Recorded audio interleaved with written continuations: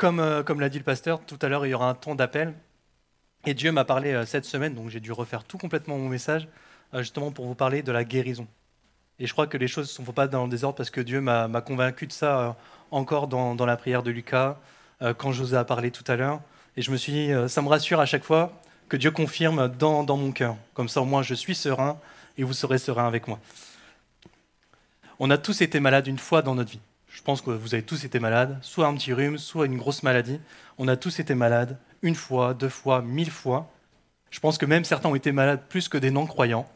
Je pense que certains même se sont dit, moi je suis enfant de Dieu, il me protège, tout va bien. Mais dans la maladie, je pense que c'est un peu plus dur de se le dire.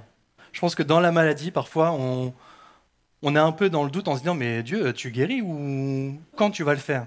Et on a des versets qui vont toujours dans le sens, on va dire, oui, Dieu guérit tout. Par exemple, on a Ésaïe 53, verset 5.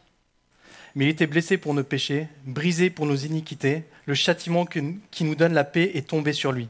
Et c'est par ses meurtrissures que nous sommes guéris. Ça, c'est toujours les versets encourageants quand on n'est pas malade. Ça, on est content, on se dit, oui, Jésus guérit, mais quand on est malade, quand on est au fond du trou, parfois on oublie ces versets qui sont encourageants. Et parfois même, je dis beaucoup parfois, mais je veux dire souvent, souvent même, il y a quelque chose qui se passe, c'est que la maladie est tellement forte en nous, quand elle dure depuis très longtemps ou quand elle est très forte, qu'elle peut nous éloigner de l'amour de Dieu. On a une pensée qui arrive, qui se dit, mais Dieu, soigne-moi, guéris-moi, Seigneur. Sois là, sois avec moi, ça fait 3 ans que je prie, pourquoi tu n'es pas là? Pourquoi tu ne veux pas me guérir? Qu'est-ce que je t'ai fait? Est-ce que tu m'aimes encore? Il y a des gens qui pensent comme ça. Malheureusement, il y a des gens qui pensent comme ça. Et moi, cette problématique, je l'ai vite résolue parce que je l'ai vue autrement. Il ne faut pas voir la maladie comme un manque d'amour de Dieu, mais il faut voir sa guérison comme une preuve d'amour pour nous. Si on voit les choses autrement, qu'on voit le bien plutôt que voir le mal, je pense que là, on s'en sort déjà mieux dans notre relation avec Dieu. Et donc, j'ai traité ce message de manière scolaire, comme j'ai l'habitude de faire. Je vais déjà définir ce qu'est la maladie, comment elle peut venir dans notre vie, et après, au niveau de la guérison, est-ce qu'on doit chercher absolument la guérison dans notre vie de chrétien? Et je vais voir aussi comment Dieu a agi dans la Bible à travers les guérisons. Premièrement, la maladie, qu'est-ce que c'est? Tout simplement, c'est l'altération de notre corps. Tout va bien, on est en bonne santé, et là, du jour au lendemain, tout va plus bien, on n'est plus en bonne santé. C'est aussi simple que ça. La maladie, il ne faut pas se casser la tête, c'est on va mal. Et cette maladie, elle peut être soit dans le corps ou soit dans l'âme.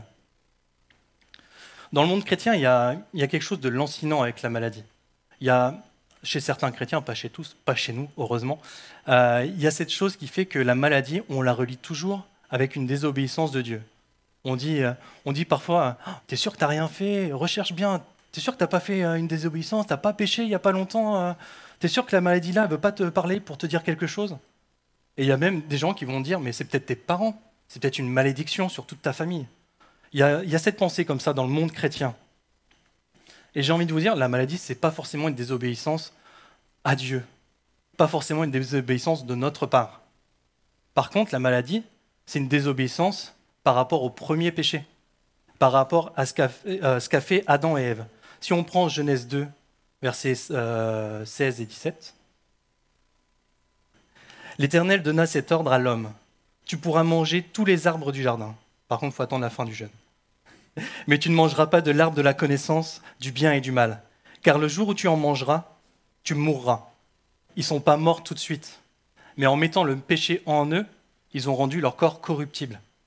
Ça veut dire qu'avant ça, ils avaient le corps parfait que Dieu a créé. C'est-à-dire qu'ils n'étaient ni soumis à la mort et encore moins à la maladie.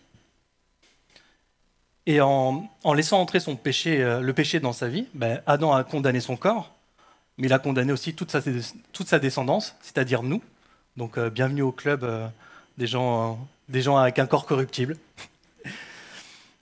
Et en fait, ce qui se passe, c'est que on détermine ça comme quelque chose qui est mal.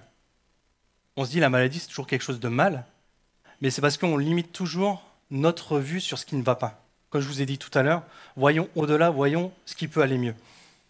Et je pense que dans certains cas, la maladie permet de nous montrer l'amour que Dieu a pour nous à travers la guérison, mais ça permet aussi de montrer l'amour qu'on peut avoir pour lui comment je pourrais dire, en continuant à chercher son amour et pas à chercher la guérison automatiquement.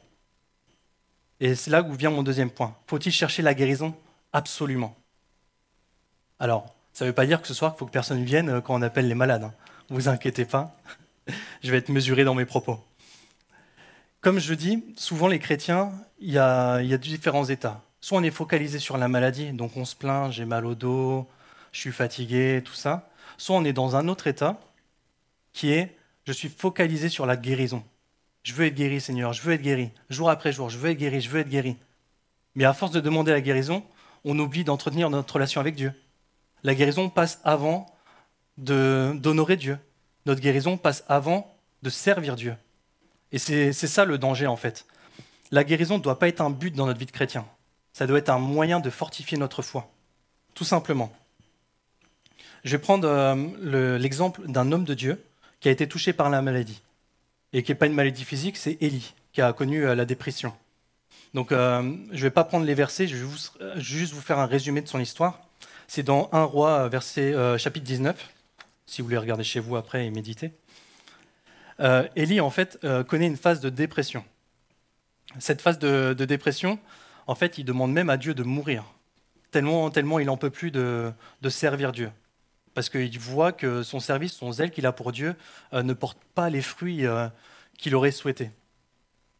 Et donc, il se met sous un arbre, il est fatigué de son service et il s'endort. En fait, on comprend que c'est une étape de la dépression. Les gens qui ne connaissent pas la dépression, c'est on ne sort plus, on ne s'alimente plus, on reste chez nous, on dort, on ne parle plus à personne. Et certains ne parlent même plus à Dieu. Là, ce n'est pas le cas. Heureusement pour lui, c'est un homme de Dieu vraiment convaincu de son amour pour Dieu. Et donc, en fait, ce qui se passe, c'est que Dieu envoie un ange à Élie. Et cet ange, en fait, il ne le guérit pas. Il lui donne juste à manger et à boire. Le premier, il donne juste à manger et à boire. Élie mange et il se rendort. Ça veut dire que là, on comprend que Élie est toujours dans un état de dépression. Le deuxième ange, qui est envoyé par Dieu, il lui donne à manger et à boire et un coup de latte. Et là, Dieu lui dit, tu vas marcher 40 jours et 40 nuits. Est-ce qu'Élie est guéri de sa dépression à ce moment-là? Non, il n'est pas guéri de sa dépression, parce qu'on le voit après. Il le dit encore, il dit non, il y a encore ça, ça ne va pas. Élie n'est pas guéri de sa dépression. Et pourtant, il marche 40 jours, 40 nuits. Un dépressif. 40 jours, 40 nuits, dehors, en train de faire des efforts physiques. Ça veut dire que là, Élie a montré que sa maladie, excusez-moi, n'est pas un facteur d'éloignement de sa soumission pour Dieu. Il écoute toujours Dieu. Et j'ai envie de dire même mieux encore. Élie a montré qu'il aimait Dieu. Parce qu'il n'a pas dit à Dieu, je suis un peu fatigué, on voit demain. Non, directement, il n'a pas pensé à sa chair, il n'a pas pensé à sa condition physique, à sa maladie. Il a pensé à obéir à Dieu, par amour pour lui. Ce qui montre que la maladie, dans ce cadre-là, a été un révélateur de l'amour d'Élie pour Dieu. Et parfois, je pense qu'on peut utiliser notre maladie pour montrer à Dieu qu'on l'aime. C'est compliqué à entendre, mais je pense que ça se vit.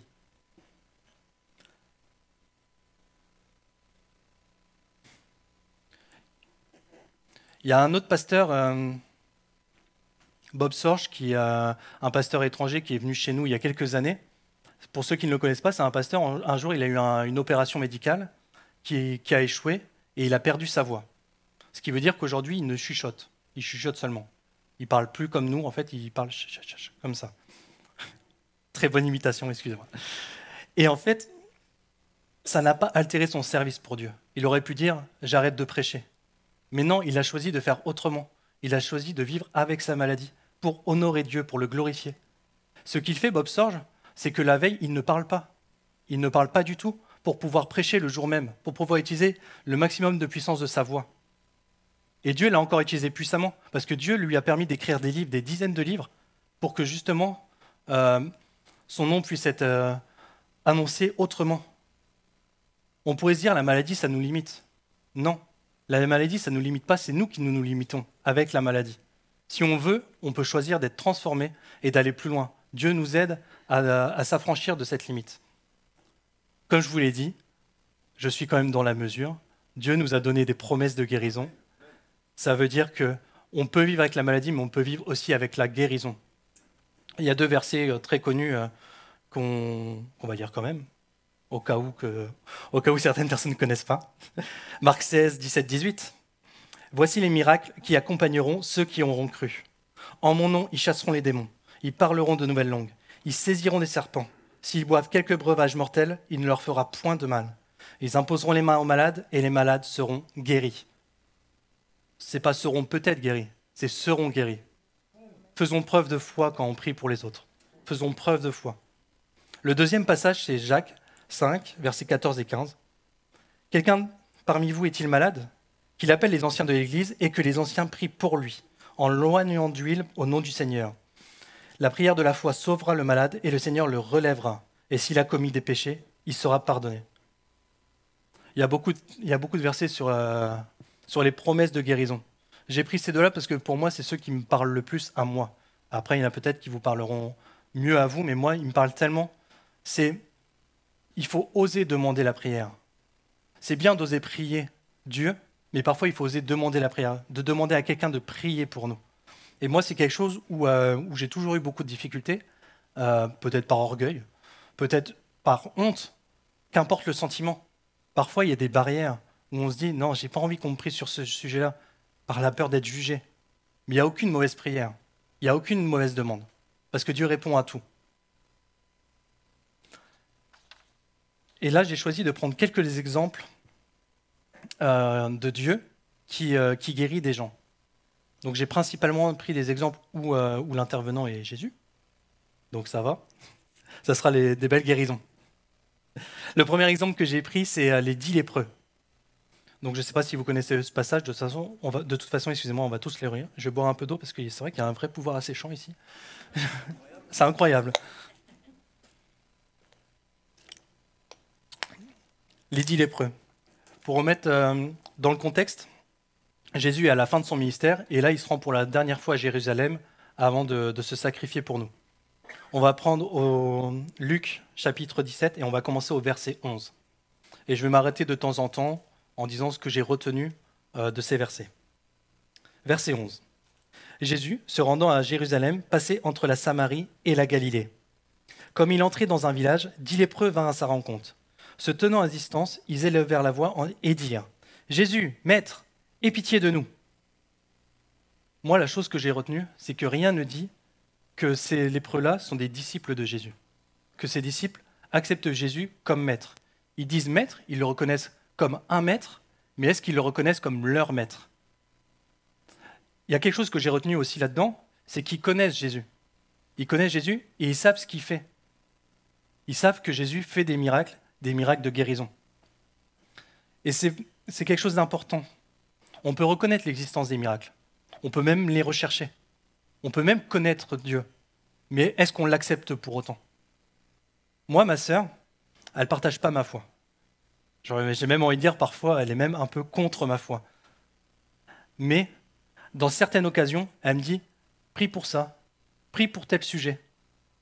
Peut-être que ton Dieu fera quelque chose. Et moi, c'est pas.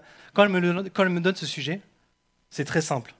Je prie pour que le miracle se fasse. Et pour qu'elle arrête de dire ton Dieu, mais qu'elle dise notre Dieu. Parce que ça sert à ça, les prières. Ça sert à fortifier notre foi, mais ça sert aussi à convaincre les gens de suivre Jésus. Et c'est très important. Verset 14. Dès qu'il les vit, il leur dit « Allez vous montrer au sacrificateur. » Et pendant qu'ils y allaient, il arriva qu'ils furent guéris. Là, la seconde chose que j'ai relevée, c'est que Jésus ne dit pas « Vous êtes guéris ». Jésus, il dit « Allez voir ailleurs, allez voir des gens là-bas. » Et les lépreux, ils auraient pu dire « Mais pourquoi on doit aller voir les sacrificateurs? Est-ce qu'eux, ils vont prier pour nous ?» Je ne pense pas qu'ils se soient dit ça. On les connaît. Mais ce qui est intéressant, c'est que parfois on demande la prière pour un sujet, la guérison ou autre chose. Et Dieu, au lieu de répondre « Je te guéris », il va te dire « Fais ça ». Moi, j'ai envie de dire, vous ne posez pas la question. Si Dieu vous demande de faire ça, faites-le. Ça ne veut pas dire qu'il va exaucer votre prière. Ça ne veut pas dire que je vais être guéri. Mais je pense que Dieu a plus de chances de guérir un enfant obéissant qu'un enfant désobéissant. Donc, mettons toutes les chances de notre côté à chaque fois.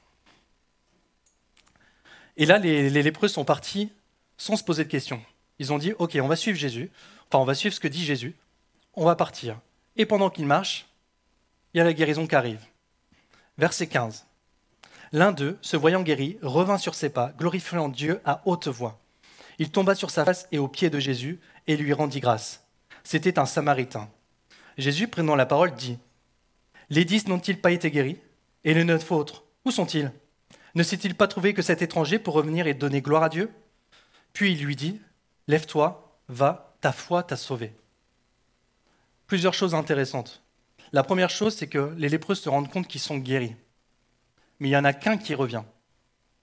On pourrait se dire, de prime abord, les 9 autres, en fait, ils ont quand même écouté Dieu. Ils ont été obéissants à Dieu. Parce que Dieu a dit, allez voir les sacrificateurs. Moi, des gens qui obéissent à Dieu, je trouve ça très bien.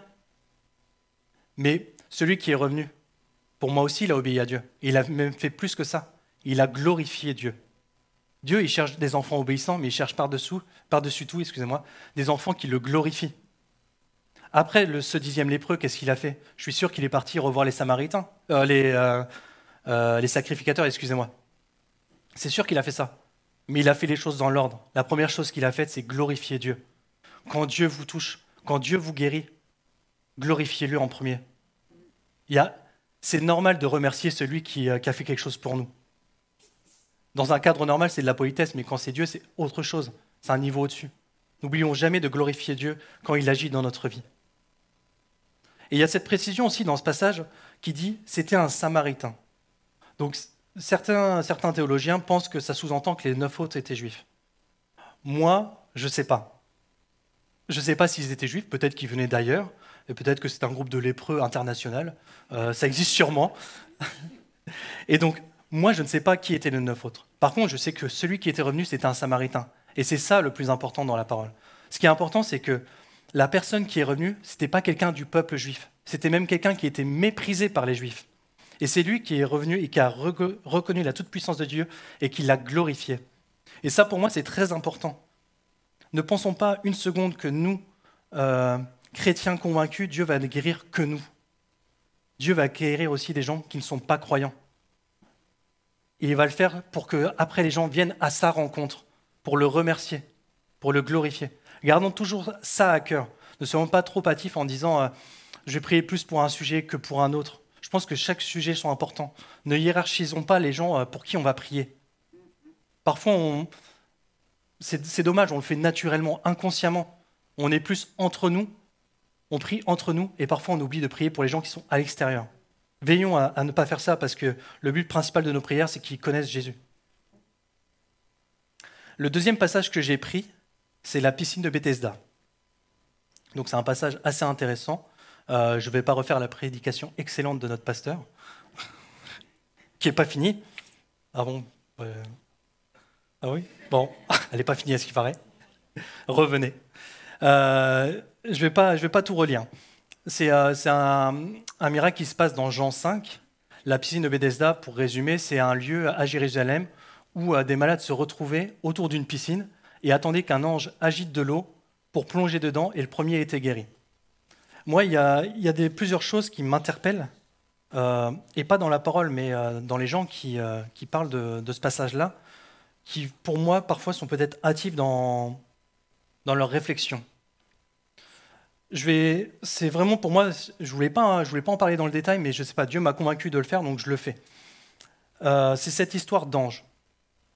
Je ne sais pas si vous l'avez déjà entendu. Il y a certaines personnes qui disent que l'ange venait du diable, que c'était pas quelque chose de Dieu. Moi, je vous le dis, j'y crois pas du tout. Le mot ange est dit alors j'ai mis 173 versets dans la Bible. Et il est utilisé quelques fois pour parler des anges du diable ou parler de Satan lui-même. Ça, je ne peux pas le nier parce que c'est vrai. Mais à chaque fois qu'on parle d'un ange du mal, c'est toujours explicitement dit.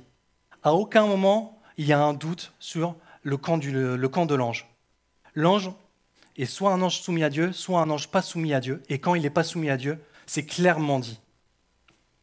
Et ça, je me demande pourquoi dans toute la Bible, c'est toujours fait, et là, il y aurait un doute. Pour moi, la Bible, c'est pas où est Charlie ou je sais pas quoi, c'est pas des trucs où il faut chercher. Pour moi, la Bible est claire. Si la Bible ne dit pas quelque chose, ça veut dire qu'elle ne dit pas quelque chose. Arrêtons de toujours supposer, alors que la Bible est très claire et elle est très simple. C'est nous qui la rendons complexe. Et en fait, pourquoi j'allais dire cette doctrine, mais non, mais cette vision est apparue?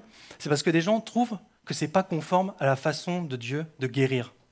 Il y a des gens qui disent, mais ça veut dire que si le premier plonge dans l'eau, Dieu guérit le premier. Donc c'est un Dieu du mérite. Et moi, j'étais en train de me dire, c'est vrai que c'est pas forcément faux, ça. Et après, j'ai cette fâcheuse habitude de réfléchir. Je réfléchis, et le passage, c'est quoi? Jésus va à la piscine de Bethesda, et ils disent qu'il y a beaucoup de malades. Ils disent des dizaines de malades. Donc imaginons 40 malades. Ok? C'est à peu près notre salle. Jésus vient et il guérit une seule personne. Il guérit José, qui n'arrive plus à marcher depuis 38 ans. Jésus vient et il guérit une seule personne. Et là, les gens, ils disent pas, mais peut-être que lui, il était là depuis longtemps, donc c'est peut-être lui qui a été guéri. Lui, comme il est malade depuis 38 ans, et peut-être qu'il est connu, donc c'est le plus connu. Peut-être que sa maladie était la plus grave. Et ça c'est pas du mérite. C'est pas du mérite dans la maladie, c'est pas du mérite dans la réputation. Ce qui est étonnant, c'est que on veut toujours limiter Dieu à notre propre vision. Oui, Dieu guérit de cette façon, mais non. Dieu guérit de la façon dont il veut, et il guérit comme il veut. Il guérit au moment où il veut. Et s'il ne veut pas guérir, il ne guérira pas. Mais il va te bénir d'une autre façon. Ça, c'est vraiment très important. Et dans ce passage-là, je veux vraiment qu'on prenne ça, que c'est pas parce qu'on est tous là à demander la guérison qu'on va être tous guéris. Malheureusement, parfois. C'est dur à entendre, mais je préfère le dire. Mais ça ne veut pas dire que personne ne sera guéri non plus. Vraiment, ayons à cœur que la guérison soit toujours quelque chose, pas pour notre confort, mais toujours pour glorifier Dieu. Si on se détache de ça, ça veut dire qu'on va se détacher de la maladie qu'on a. Et je pense que notre relation avec Dieu va être plus propre. Ce ne sera pas un échange. Ce sera nous, on donne tout, sans savoir ce que Dieu va nous donner en retour. Et Dieu va nous bénir. Les bénédictions sont là, les promesses sont là. Mais c'est toujours un cadeau bonus. La priorité, c'est l'amour de Dieu. Et j'ai pris un dernier passage, que j'ai nommé la double guérison. J'ai nommé la double guérison parce que là, c'est une histoire dans une histoire. C'est au chapitre 9 du livre de Matthieu. On va commencer au verset 18. Tandis qu'il leur adressait ces paroles, là c'est Jésus dont on parle, voici un chef arriva, se prosterna devant lui et dit, « Ma fille est morte il y a un instant, mais viens, impose-lui les mains et elle vivra. » Jésus se leva et le suivit avec ses disciples. Là, l'histoire commence bien. Quelqu'un vient voir Jésus et il dit, « Je connais quelqu'un qui a besoin de toi. Viens pour la guérir. » Et on voit qu'il y va avec foi. Il y va avec foi parce qu'il dit, « Viens, impose les mains et elle vivra. » Il n'a pas dit, « Si tu peux, essaye de la guérir. Peut-être que tu vas réussir à la guérir. » Non, elle vivra. Il a cette certitude que Jésus va venir, que Jésus va imposer les mains et que Jésus va la guérir. Dans notre prière, quand nous prions pour les gens, c'est notre foi qui fait foi, mais c'est notre foi qui importe. Parce que si on demande les choses sans foi, je ne sais pas si Dieu le fera. Peut-être qu'il le fera parce que Dieu fait ce qu'il veut, comme je l'ai dit. Mais assurons-nous de toujours faire les choses de la bonne manière. Comme ça, il y a plus de chances que Dieu nous écoute. Je reprends au verset 20, l'histoire dans l'histoire. Et voici une femme atteinte d'une perte de sang depuis 12 ans s'approcha par derrière et toucha le bord de son vêtement, car elle disait en elle-même, « Si je puis toucher son vêtement, je serai guérie. » Jésus se retourna et dit en la voyant, « Prends courage ma fille, ta foi t'a guérie. » Et cette femme fut guérie à l'heure même. Durant le trajet, il y a quelqu'un qui voit Jésus qui marche avec ses disciples, avec un autre homme, mais elle voit que Jésus. Enfin, j'en suis sûr qu'elle voit que Jésus, parce que c'est son objectif. Et elle saisit cette occasion pour avoir la guérison. Moi, ce que j'ai retenu de ce passage, je relis bien pour être sûr de... J'ai bien retenu ça, ouais, c'est bon. Moi, ce que j'ai retenu de ce passage, c'est que cette personne a dit en elle-même. Elle n'a pas crié « Jésus, Jésus, viens là !» Elle n'a pas été elle n'a pas osé parler. Je pense qu'elle n'a pas osé interrompre Jésus dans sa marche. Je pense qu'elle n'a pas osé couper Jésus et les autres qui marchaient vers une destination. Elle est arrivée et en elle-même, elle dit, si j'arrive à faire juste ça, je serai guérie. Sa foi l'a guérie. Et j'ai envie de te dire, là tout à l'heure, il y aura un temps d'appel. Et c'est un moment particulier. Pense pas que ce moment est réservé aux autres. Pense pas que Jésus va marcher devant toi et que c'est que pour eux. Va chercher. Va juste toucher le bout du vêtement. Et tu n'es même pas obligé à prier à voix haute. Prie avec ton cœur. Prie avec ton cœur. Si c'est la seule chose que tu arrives à faire, si c'est le maximum que tu peux donner, prie avec ton cœur. Et je pense que c'est nécessaire de ne pas se mettre de la pression, de la mauvaise pression spirituelle, en se disant « eux, ils prient bien, c'est sûr qu'ils vont être guéris, moi je ne sais même pas aligner 2 mots, je ne vais pas être guéri. » Non. Dieu vous donne la force nécessaire pour avoir la guérison. Et je suis convaincu que si vous le faites avec foi, vous serez guéri. Parce que cette femme l'a fait avec foi et elle a été guérie. Je reprends. Verset 23. Oui, c'est bon. Lorsque Jésus fut arrivé à la maison du chef et qu'il vit les joueurs de flûte et la foule bruyante, il leur dit « Retirez-vous, car la jeune fille n'est pas morte, mais elle dort. » Et il se moquait de lui. Quand la foule eut été renvoyée, il entra, prit la main de la jeune fille, et la jeune fille se leva. Le bruit se répandit dans toute la contrée.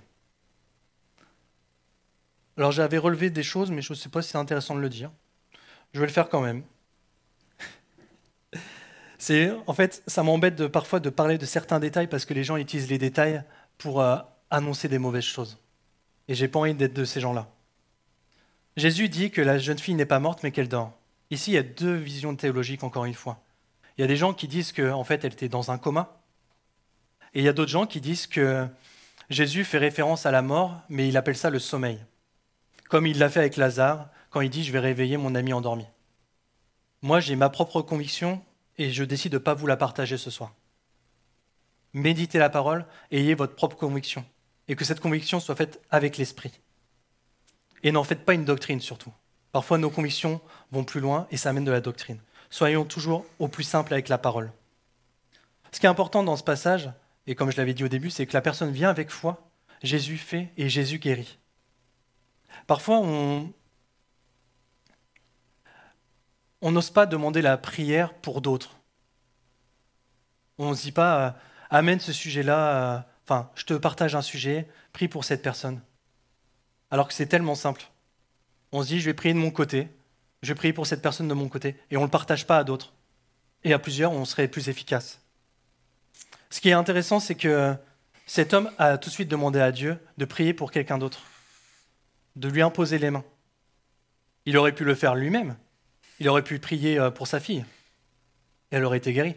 Mais non, il a demandé à quelqu'un d'autre de le faire. Et c'est important de se dire que on n'est pas seul pour prier pour les autres. On est ensemble pour prier pour les autres. On a une tour de prière et moi, ça me fait du bien de voir qu'on est tous ensemble pour prier. Là, on a fait un jeûne et prière et ça me fait du bien de voir qu'on était plusieurs à prier. J'ai apporté des sujets pour ma fille, pour moi-même, pour ma femme, pour mes enfants et ça ne m'a pas gêné que les autres entendent. Parce que j'ai été rassuré qu'on soit plusieurs à prier pour eux. Et je pense que si un jour vous avez un sujet pour quelqu'un que même personne dans l'Église connaît, n'ayez pas peur de le dire, afin qu'on soit plus nombreux à l'amener sur le trône, ou au trône. Pour conclure, avant le temps d'appel, je voulais vous rappeler que la maladie, ce n'est pas un symptôme du désamour de Dieu, mais qu'il faut prendre sa guérison comme une preuve d'amour. Vraiment, soyons sûrs que la promesse qu'il nous donne, c'est une promesse qu'il veut nous manifester en nous. Ne croyons pas que la guérison soit pour notre confort.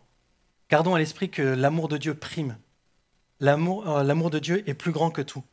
Le but des guérisons, le but de tous les miracles, c'est de le glorifier, de le fortifier dans notre foi quand on en a besoin, et surtout de faire en sorte que les gens puissent rencontrer Dieu. Donc n'hésitez pas à prier pour les gens qui ne le connaissent pas, parce que ces miracles vont les convaincre. Amen. Je peux prier ? Amen, Seigneur. Je te remercie pour ce moment que tu m'as permis d'avoir avec mes frères et sœurs, Seigneur Jésus, où nous avons entendu ta parole.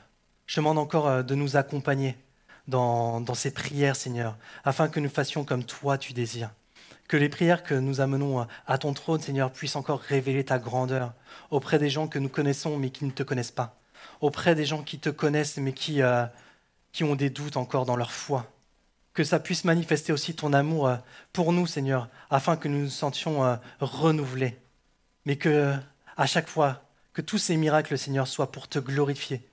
Merci, Jésus, parce que je sais que tout ce que nous faisons, tout ce que nous entreprenons, c'est toi qui le désires. Amen, Jésus. Amen. Amen. Un thème à propos pour cette soirée. Et puis, je voudrais simplement vous partager, puisque je rebondis sur le message, qu'elle a été dans le coma ou qu'elle soit morte.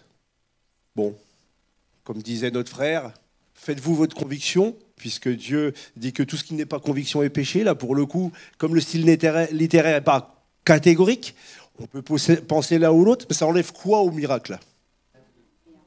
Elle a été guérie. Elle est sortie de son coma ou elle est sortie de sa mort. Donc Jésus a guéri. La guérison, c'est pas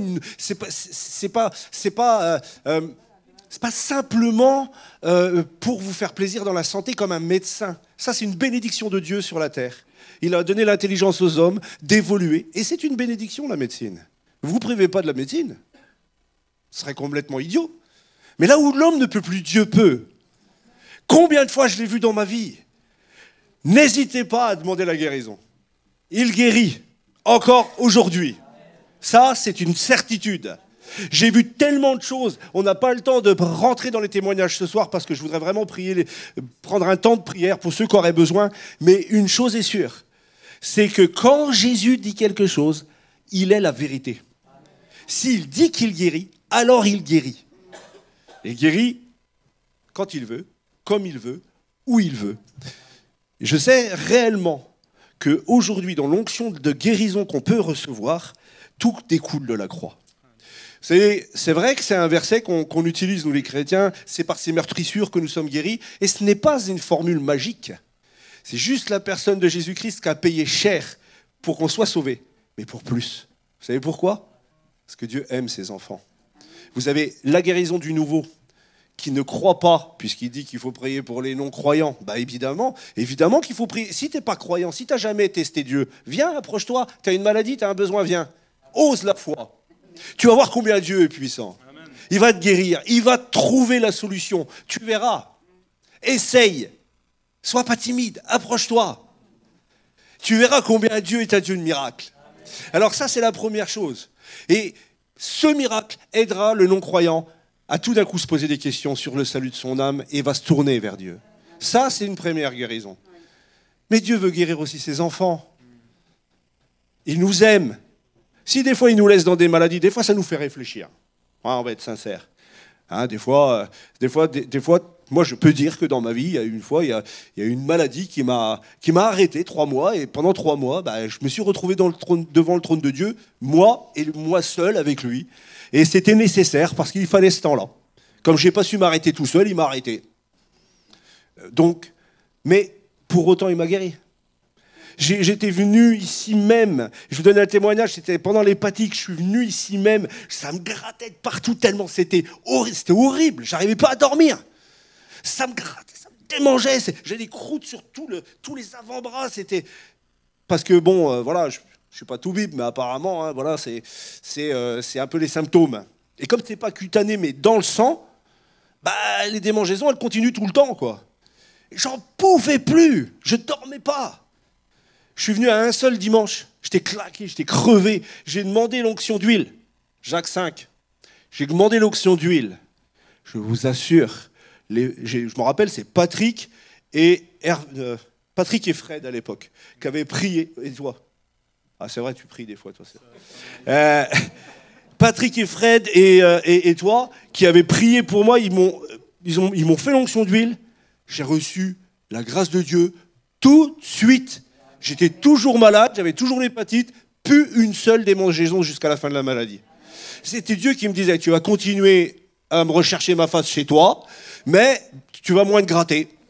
Du coup, au bout d'un mois, après j'ai eu la guérison totale, sans aucun médicament. Amen. Jésus est bon, n'est-ce pas? Amen. Eh bien, c'est le même pour vous. Soyez bénis. Allez, on va prendre un temps, ils vont chanter, ceux qui veulent s'approcher, on va prier pour vous. Et puis, quand je dis on, allez, viens Simon, tu vas prier avec moi.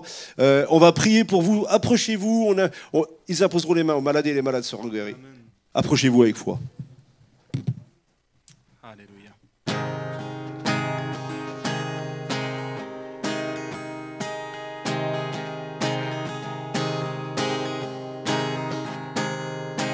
En toi les humbles sont bénis, en toi les faibles sont affermis, les cœurs brisés tu établis, donnant la vie, cet amour qui peut libérer, cet amour qui peut restaurer, nous appelle par notre nom, tu nous appelles par notre nom.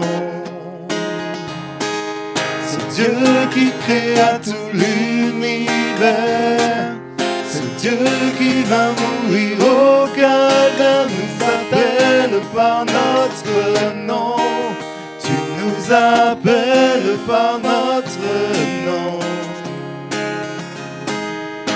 À ceux qui doutent dans la foi, aux chancelants, tu tends les bras, tu les appelles de ta voix.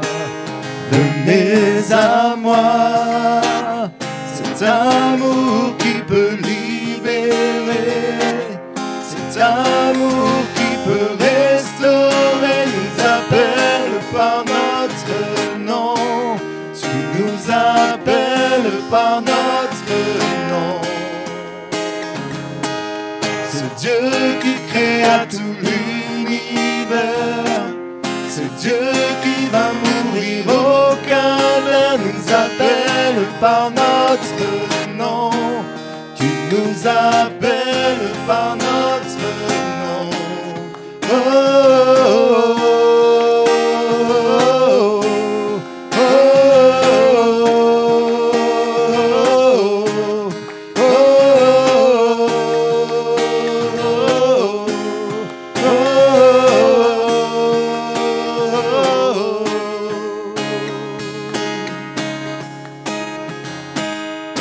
de ta voix, tu nous appelles à la croix. De ta voix, tu nous appelles à la croix. De ta voix, tu nous appelles à la croix. De ta voix, tu nous appelles à la croix. Cet amour qui peut libérer, cet amour qui peut restaurer, nous appelle par notre nom, tu nous appelles par notre nom.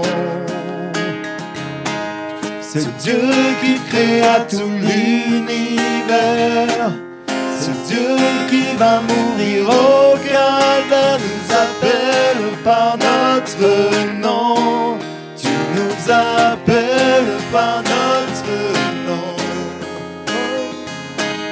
Cet amour qui peut libérer, cet amour qui peut restaurer, nous appelle par notre nom, tu nous appelles par notre nom. C'est Dieu qui créa tout l'univers, c'est Dieu qui va mourir au Calvaire, nous appelle par notre nom, tu nous appelles par notre nom.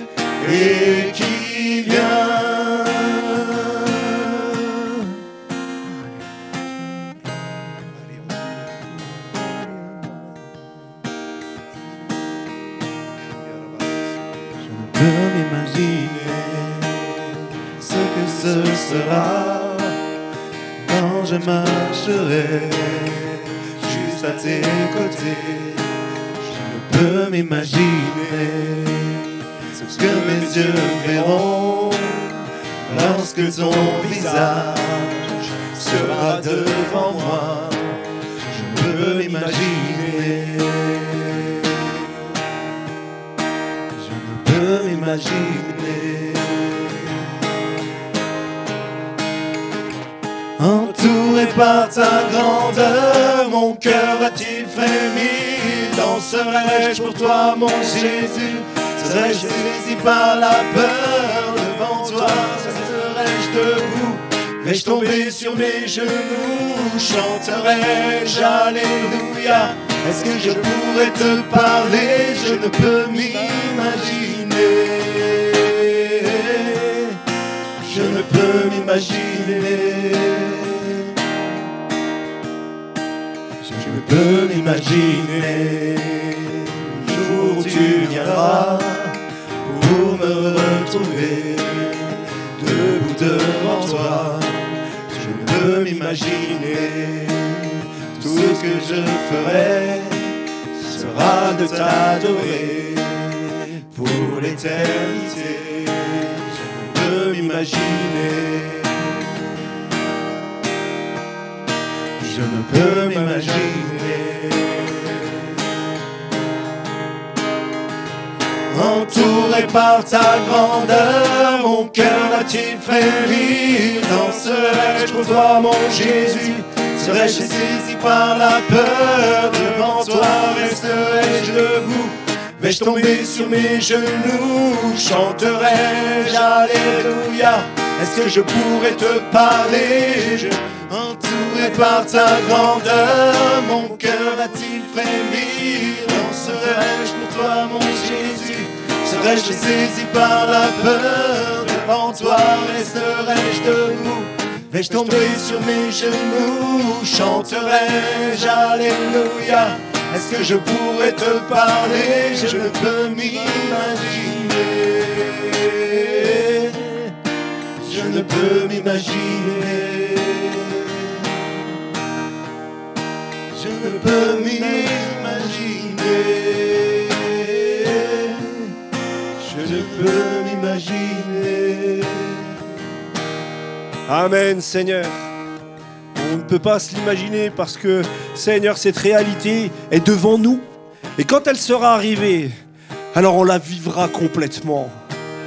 Seigneur, donne-nous, Seigneur, des bribes de ton ciel. Donne-nous des révélations. Fais-nous toucher la grâce. Fais-nous toucher, Seigneur, et fais-nous voir, Seigneur, les anges qui louent ton nom, qui crient Saint, Saint, Saint et l'Éternel. Fais-nous voir, Seigneur, les grandeurs de ton ciel, afin de nous fortifier pour continuer notre marche, Seigneur Jésus. Merci, mon Dieu. Amen. Amen. Gloire à Dieu. Amen. Soyez bénis. Amen.